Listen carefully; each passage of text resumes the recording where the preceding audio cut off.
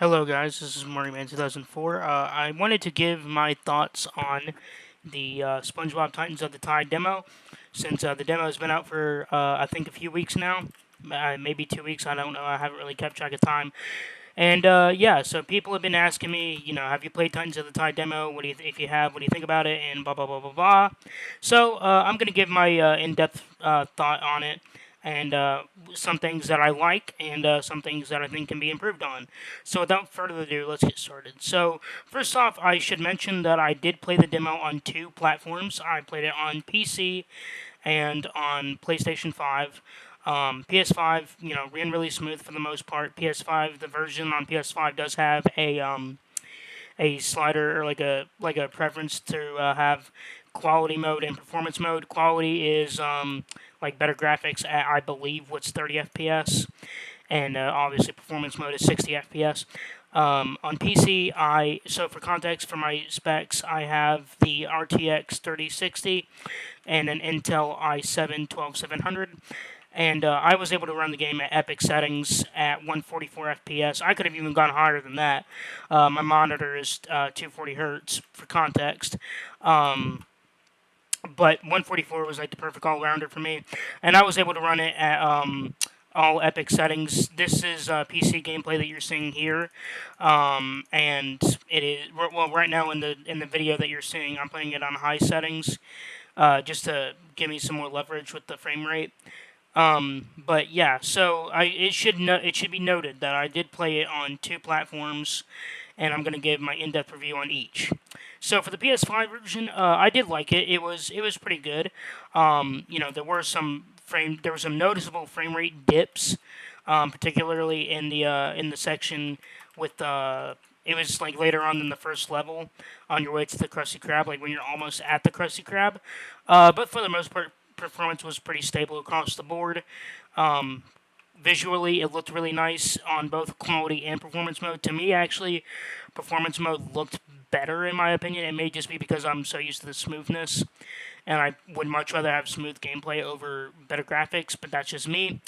Obviously, me being a PC gamer, I guess you guys could probably figure out that I would much rather have worse graphics if it means better performance. Anyway, so visually, the game looked amazing. That may or may not have something to do with the game being built from scratch in Unreal Engine 5. Uh, Battle for Bikini Bottom Rehydrated and the Cosmic Shake were both made in Unreal Engine 4. So this game is actually a from scratch game in Unreal Engine 5, which is, I believe, Purple Lamp's first attempt at Unreal Engine 5. And it's really good. I gotta say it. I gotta hand it to him. It is very good.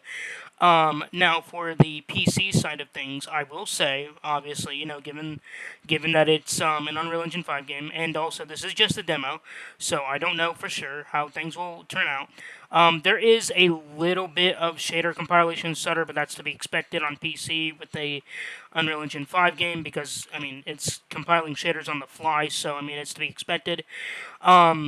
Performance though, aside from the every occasional hiccup, which, keep in mind, even though there were occasional hiccups, it did run a lot better than Cosmic Shake did in my experience, and I think that has a lot to do with Purple Lamp using the purple that. Excuse me, I got sidetracked. I think that has a lot to do with Purple Lamp using the most recent variant of Unreal Engine 5. So I think that does aid the performance a lot. Like I said, there was still the occasional hiccup, and it varies from player to player. But general consensus is that it does run a lot better than Cosmic Shake did, and the general consensus is that on PC there is a little bit of the occasional hiccup from just compiling shaders on the fly, but usually, and this is kind of where the similarity between the two kind of combines, because one thing that I did notice is in especially areas like a Goldfish Island, on both the PS5 and PC version, if there was a noticeable hitch or a stutter, it was on both. Like for example, with when you're walking near Mr. Krabs, on Goldfish Island on both the PS5 and PC version, there was a noticeable, at least to me, a noticeable hitch when like turning the camera. But uh, you can kind of take that as you will. I for especially for Unreal Engine 5 and how Unreal Engine 5 has been notoriously buggy, I will say that for what it is and for what it's worth, the game runs very well for Unreal Engine 5 standards. Um, but just keep that in mind. It could be different for you. It could be different for me. The minimum recommended specs are a 1050, I believe. I believe it's a GTX 1050 Ti. And I'm running it on a 3060, which is actually the recommended GPU. But as long as you're anywhere between a 1050 Ti and a 3060, you'll get great performance. At least in my experience, from having a 3060, I am getting really good performance. Very solid FPS. Just all across the board, pretty good. One thing I will note is on PC, I will highly recommend having the game on a SSD instead of an HDD because, well, usually with games like this, they will stream assets, so I don't really ever recommend an HDD for new games. I don't really recommend an HDD anymore for games because Windows takes up like so much crap. Like Windows does so much crap at once that nowadays an SSD is more and more and more required, especially if you're someone who cannot does not like bad performance spikes and stuff like I don't. So for most games nowadays, I honestly don't see. I honestly recommend just having it on an SSD. But that's just a PC thing, The current gen consoles have SSDs anyway, which I mean, this game is exclusive on current gen consoles. Well, I mean, Switch 2 doesn't have SSD, but I mean, it is what it is. So overall, I'll give performance across the board about an 8 or 9 out of 10. I do think that, and this is something that has been shared in the THQ Discord server. I will say that me and a bunch of other people, we do all agree that for PC, it would be nice to have a shader precompiler, similar to like what Call of Duty does on PC. So that way, when you get into the game, the shaders are already precompiled. So that way, you have a lot less. I'm sorry, shader stutter than you normally would. But even for even for especially for Unreal Engine 5, and considering the fact that it compiles shaders on the fly, in my experience, it did really well. Especially compared to games like Fortnite, when a new season on Fortnite happens, and it like lags like to crap. I don't even play Fortnite anymore, but I mean, last time I did, when there was like a new season or something, it would have to recompile shaders, and it would just lag, and So I gotta say, especially for an Unreal Engine 5 game, I know I keep saying this, but performance across the board was very solid for both PS5 and PC. Okay, so on to gameplay. Gameplay, I gotta say, so far this may be the best SpongeBob game from Purple Lamp and THQ Nordic. This feels incredible, dude. I'm not even kidding. This is the most polished SpongeBob game I've ever played. It is a million times better than Battle for Bikini Bottom Rehydrated. If you guys remember when that game came out, I was one of the people who played that game at launch. So I remember, and plus I only had a Nintendo Switch at the time, so I suffered bad from when that game first launched, from the performance bugs, the graphical glitches. Oh my gosh!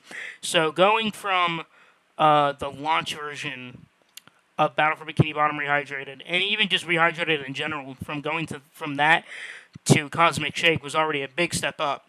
But going from Cosmic Shake to this is like going from it's like going from McDonald's to going to Outback Steakhouse, if that makes sense. Like, it is, like, oh my gosh, dude. The quality overall, the gameplay, the graphics, the performance, the mechanics, it all has improved significantly since Rehydrated and Cosmic Shake, and I can't wait to see what Purple Lamp has in store for the future of these types of games. Um, Now, for stuff that I think could be improved, um, for one thing, on the PC, at least as of now, this is a demo, so I am not saying that it's not going to happen. But as right now for PC, it would be nice to have like bindings, because I, for one, did not see any like bindings for my keyboard and mouse and stuff like that, which would be nice to have. To me, the bindings still felt perfectly playable, but that is one discussion that I do hear a lot, is that it would be nice to have different key bindings. So overall, for me, it was fine. Uh, and another thing for that I think could use improvement, just overall performance in some areas. Like I said, PS5, there was some areas where, like this area that you're seeing right now, actually, um, in my experience at least on PS5, it would just dip, and it would like kind of chug for seemingly no reason. So it's not like a bad thing per se, but I mean I do think that, especially later on, by the time the game's out, I really do hope that they can iron out just these little quirks that the game has. But apart from that, apart from that and the ability to like the inability to map keybinds, I can't say that I have a lot of things wrong with this game, honestly. So far, and even from the demo, this feels like the most polished SpongeBob experience, even for a demo. Um, and I can only imagine what it's like for things to come. This game only comes out in a month from now, so I do hope that they really iron out the things that need to be fixed. There are a few graphical glitches as well that we've seen in the THQ Nordic Discord server. But overall, for my thoughts, overall, I love it. Okay, I really love it. I think that this game is going to be the best game to come out of this franchise in a long time, and I cannot wait to get my hands on it. And I have already pre-ordered it on Steam, and I cannot wait to play it. Um, and yes, if you guys are wondering, yes, I will be doing a Let's Play of this when it comes out. So look forward to that. But anyway, all in all, very, very solid demo, and I cannot wait to see what this game has in store for us. So, with that in mind, if you guys like what you saw, make sure to like, comment, and subscribe, and I'll keep you guys posted with more updates of this game as the release date gets closer and closer. So, with that in mind, make sure to like, comment, and subscribe, and I will see you guys in the next video. Peace out.